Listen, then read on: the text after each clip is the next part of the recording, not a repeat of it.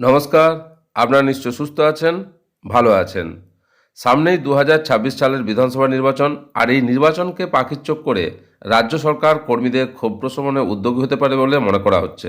সাধারণত দেখা যায় যে কোনো বড় নির্বাচনের আগে শাসক দল সরকারি কর্মীদের জন্য কিছু না কিছু উপহার বা ভাতার ঘোষণা করে থাকে। অতীতেও ভোটের আগে কর্মীদের মন জয়ের চেষ্টা দেখা গেছে। 2026-এর বিধানসভা ভোট যত এগিয়ে আসছে ততই এই সম্ভাবনা জোরালো হচ্ছে। রাজনৈতিক বিশ্লেষকদের মতে সরকারি কর্মচারীরা ভোট ব্যাংকের একটা বড় অংশ এবং সরকারি প্রকল্পগুলি সাধারণ মানুষের কাছে পৌঁছে দেওয়ার ক্ষেত্রে তাদের ভূমিকা অপরিসীম। সম্প্রতি তৃণমূল কংগ্রেস প্রভাবিত একটি সরকারি কর্মচারী সংগঠনের সভায় উপস্থিত ছিলেন রাজ্যের মন্ত্রী মানস ভূঁইয়া।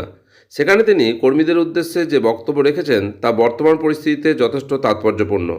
মন্ত্রীর বক্তব্যে উঠে এসেছে বেশ কিছু দিক। মন্ত্রী স্পষ্ট জানিয়েছেন, সরকার খুব ভালোভাবেই জানে সরকারি কর্মীরা বিভিন্ন জনমুখী প্রকল্প রূপায়ণে কতটা গুরুত্বপূর্ণ ভূমিকা পালন করেন। তাদের অক্লান্ত পরিশ্রম ছাড়া সরকারি পরিষেবা মানুষের দুয়ারে পৌঁছে দেওয়া সম্ভব নয়। কর্মীদের চিকিৎসা ভাতা, ভ্রমণ ভাতা এবং বহুচর্চিত মহার্ঘ ভাতা বা ডিএ নিয়ে তাদের দাবির বিষয়ে সরকার সম্পূর্ণ ওয়াকিবহাল।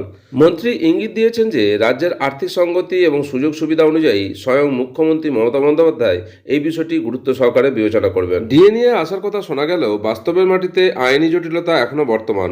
মহার্ঘ ভাতা সংক্রান্ত মামলাটি বর্তমানে দেশের সর্বোচ্চ আদালত সুপ্রিম কোর্টে বিচারাধীন।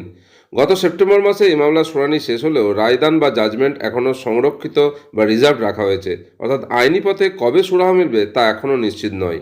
অন্যদিকে একটি অলিখিত প্রথা অনুযায়ী প্রতি বছর জানুয়ারি মাসে রাজ্য সরকারের পক্ষ থেকে ডিএ বৃদ্ধির ঘোষণা করা হয়, কিন্তু চলতি বছরে জানুয়ারি মাস শুরু হয়ে গেলেও এখন পর্যন্ত নবান্নের পক্ষ থেকে তেমন কোনো বিজ্ঞপ্তি জারি করা হয়নি।